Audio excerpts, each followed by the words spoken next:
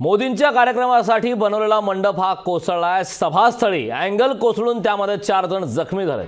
28 फेब्रुवारीला मोदी यांची यवतमाळमध्ये सभा आहे।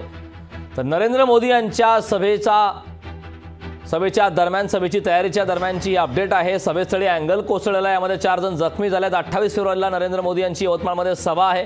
काम करताना मजुराच्या अंगावर हा अँगल कोसळलेला आहे। त्या ठिकाणची दृश्य आपण लोकशाही मराठीवरती पाहतोय।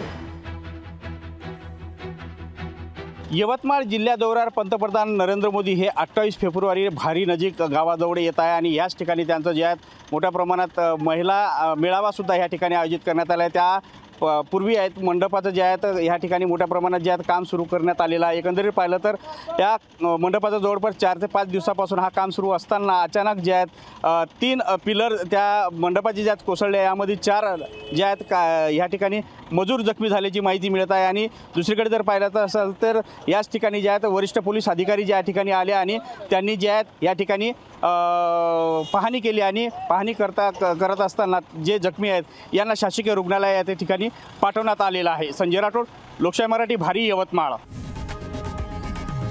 लोकशाही मराठी ऐका, पहा, जागरूक रहा।